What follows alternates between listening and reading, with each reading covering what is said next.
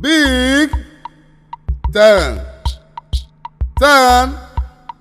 Big Ten Friends Club of Nigeria. How far can you go, Makia? Audio fella. It's not your fella in an guy for. How much can the bigger boys?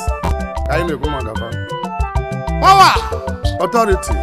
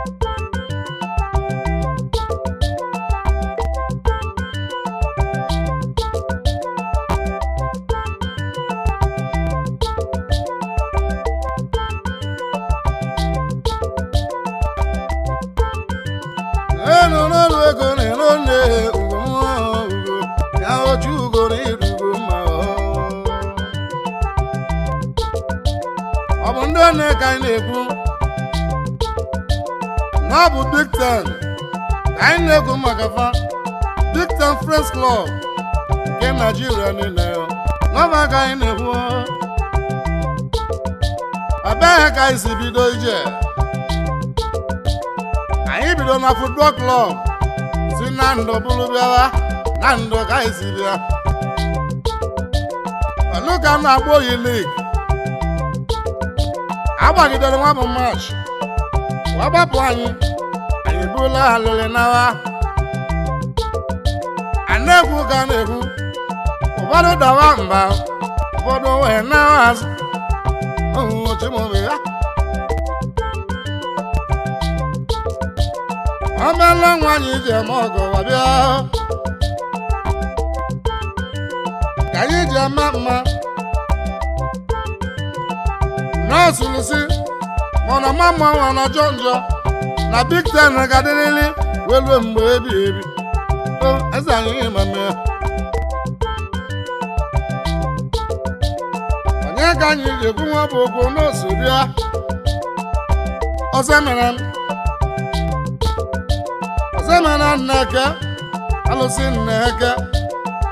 difanda inyere anyị obi isi ike si anyị bụlụrụ gaba onye niile azụ ikpo n'ọbịa ka ji karịsịa na-alụ difanda niile ahụ ọzọmena alụsị nneke ọ ga-abalị o difanda Big Ten Friends Club nke Nigeria a na-ekwu ka a na-ekwu onwe eze bịa amara ka ọrị mma mmadụ ka a na-akpọ onye kpuchi alụsị nwasa dị ma mpali ta nwasa niile ya gị bụ President General mgbanye ejibiri onye zere ime mehuo former president na Big Ten Friends Club nke Nigeria elunarọ 2012 onye bụchi nwasa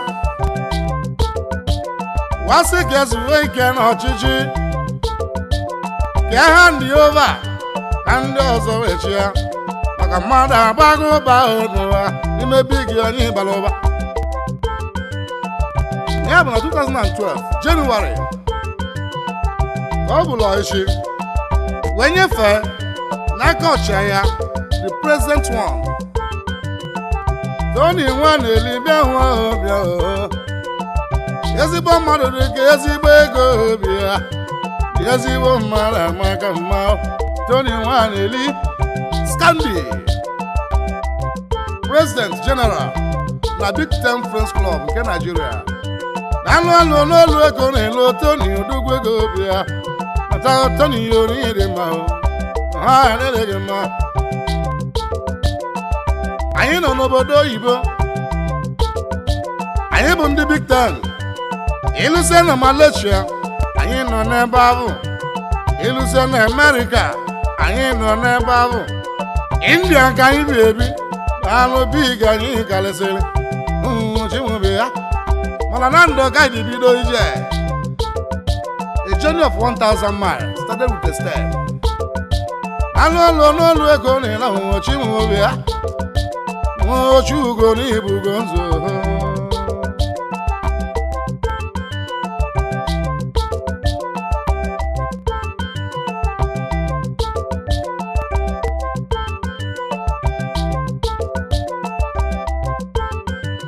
anyị nwere n'osoleze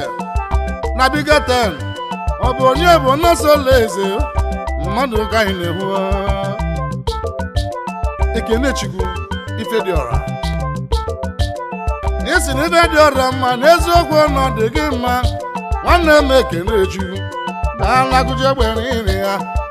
agụgo niile ya agụ mgbanekwe agụ agụje egbe niile ya agụ mgbanekwe na agụ Vice President Bigatan Friends Club nke Nigeria ebe ụlọ anyị ka iji ekwulu unu maka a na-ekwuru na nkịtị na onye nwe mmadụ ka nwere ego onye mere ka a na-ekwu wee eze niile ya ide ka nje wele kene ka nkene onye njaba mba na big Honorable Barrister Celestin alụso ofe gwụra m ya Celestin niile ya nwata malụkwa ka ọselo ga-ala lie ya orịa ya ezigbo mmadụ n'ime Barrister niile ya Anambra State House of Assembly Honorable Barrister Celestin of Egwulam Power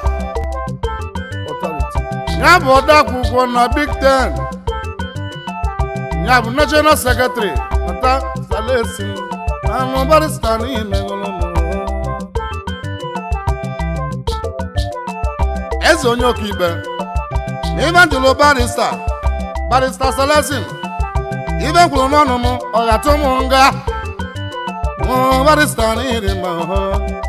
mara gị ma bike anyị bụrụ ịbụ ụba mmadụ ka anyị kasị nwe n'elu ụwa Sir Gabriel ọbalị m akụ na-ebi okwu Gabriel onwe mama akụ na-ebi okwu na isobịa wee eze niile ya odebe ego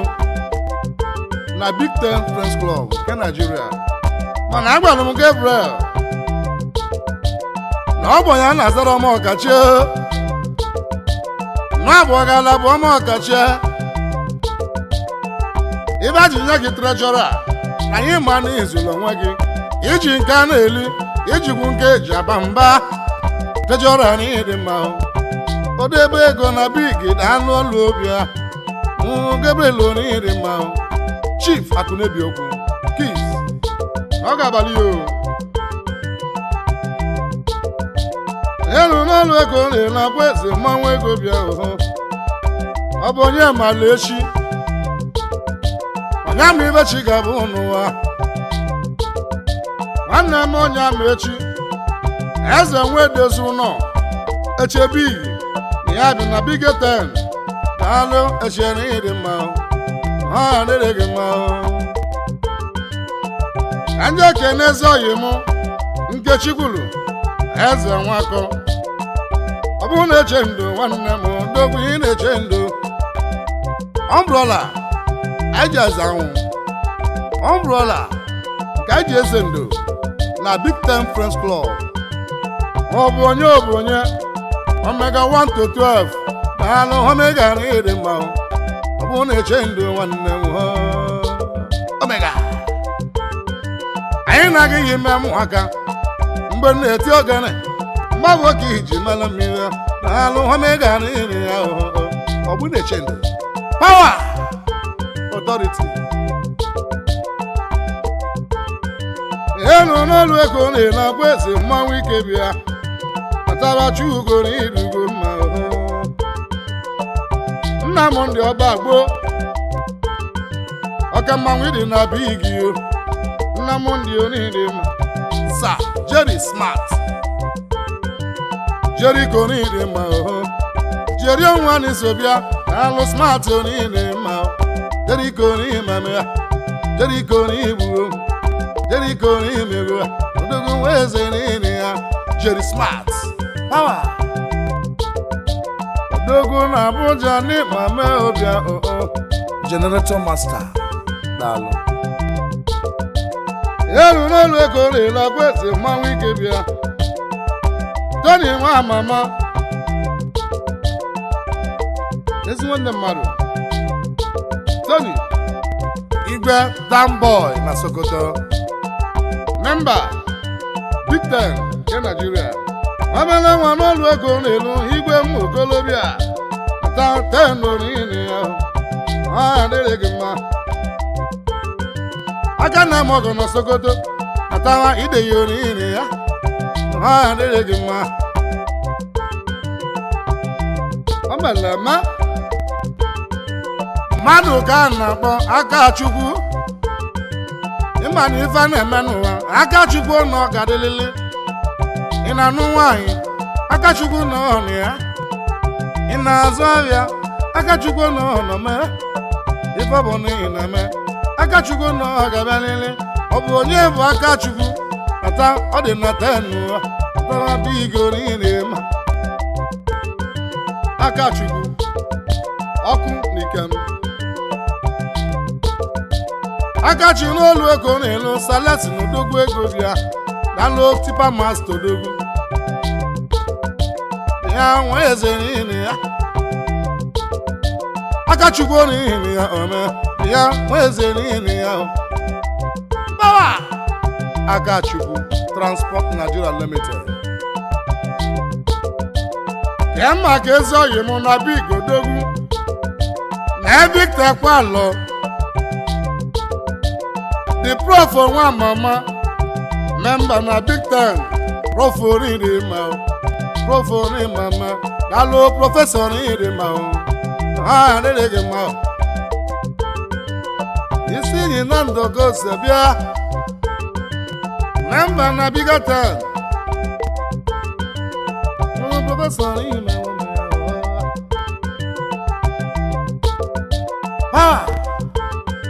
Amobi Onwesi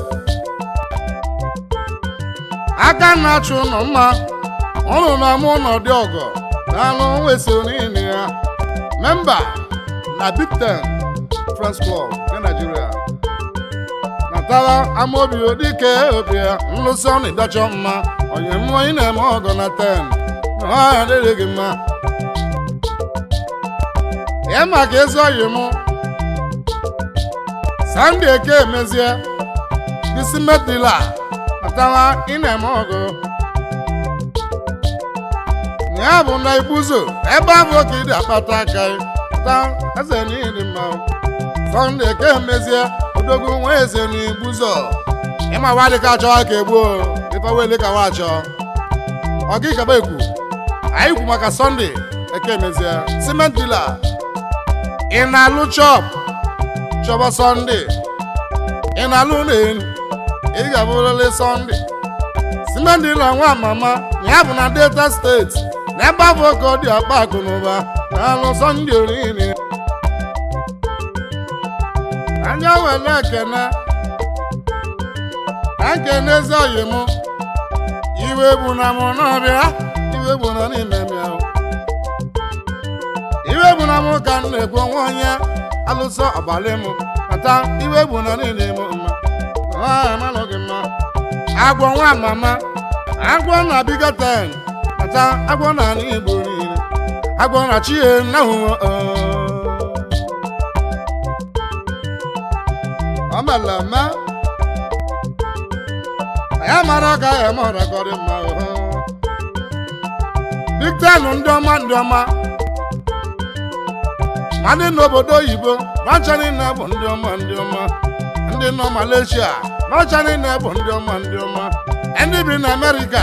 macha niile bụ ndị ọma ndị bi na India macha niile bụ ndị ọma anyị Igbo bịawa ya na ndụ ka anyị si bịa Big Ten ndị ọma na ha adịrị mma omele nwa ka nna akpọ ka bịa Sunday na-egbo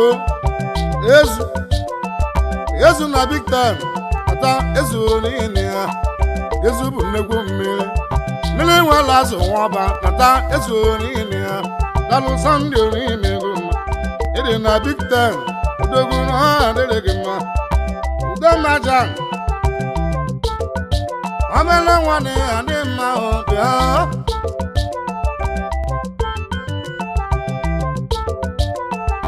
Udemajan omele nwa na dị mma ọkwadike n'ihe onye ọkwadike peace ibi malaika na-ekwu chi Udemajan pụtawara ndụ ka esi bịa ọkwadike n'ihe mma President General Igbo Community na Yawuri, Kebbi State na mgbe afọ oke na-achị anyị na nlọchi ọra n'ichewe anyị ọzọ enu n'ọlụ ego niile ahụhụ chimụbi ya Big Ten ndị ọma onye lọtara onye anwụrụ ahụ onye nnakpọrọ biko eweniwe na mbọsị ọzọ na anyị ga-abịakwa na anyị ebukanụ na anyị ebe ụlọ ịbụba ụba agụwa ha ga-agwụsịkwa Big Ten ndị ọma ndị wele ekene ka ndị ekene Nkechi gwuru no Nkechi gwuru amaga mma ịnụ ya obonye bụ Nkechi gwuru omele nwa Chiezie KP Naira Power Olisaemeka na ụmụ natawa Olisaemeka Transport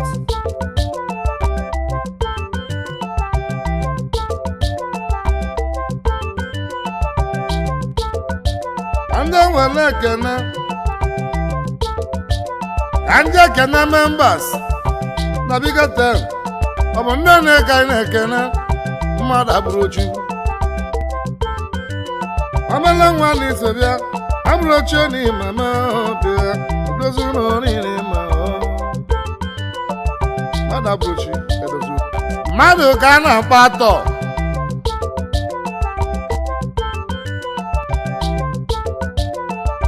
atọ Nwannakwe memba na Big Ten n'alụ atọ n'ihi ya Oyim Uchenna Vincent Okoye Otava Vincent Onigo Isa na memba Big Ten Friends Club Uchenna n'ihi ma Daluvino n'ihi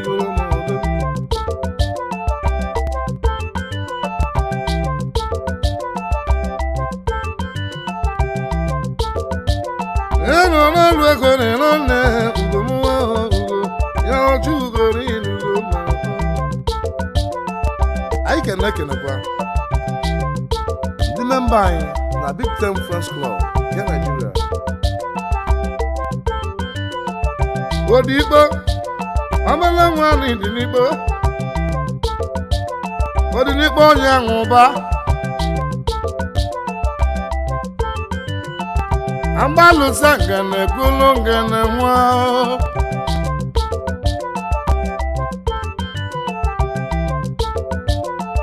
Big Ten Friends Club nye kene Big Ten ndema unu nwale bụ nwafọ ifere na-ezuru oke n'ime unu Big Ten ndema ọhaya mana ọnụ mahụ ịma na ife na-eme n'ụwa onye bụ nwata na ọ ga-enwerịrị nna maka ijebe ejebe anyị ga-agwa nna mba na-eje ka a ga-agba lụsie ọgbanye ife anyị ga-ekwu ma lụsie ndị nna anyị ekene unu awanne ekene ndị patron anyị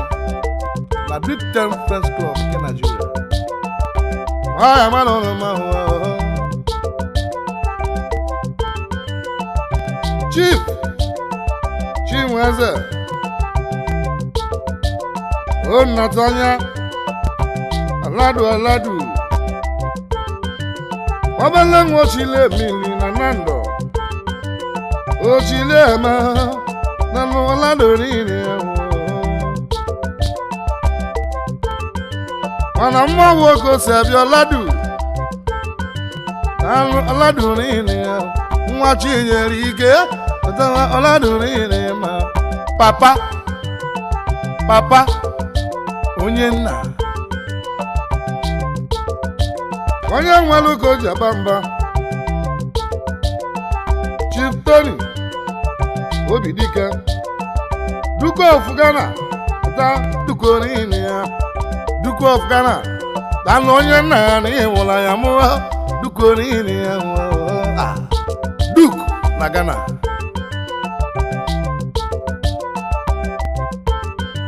ezi nwa afọ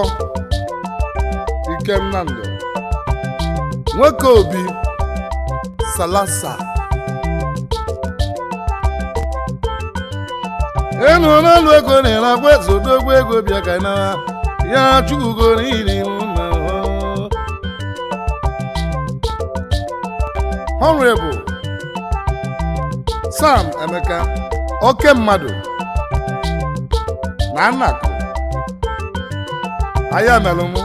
local government area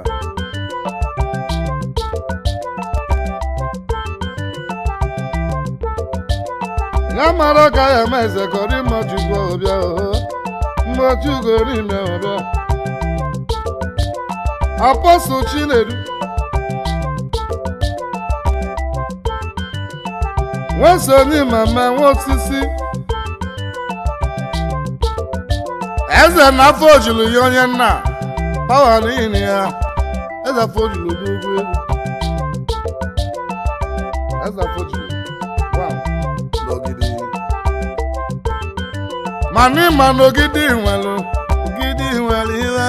ogidi nwere mmadụ afọ ojulu n'ogidi onye nna niile ma Patron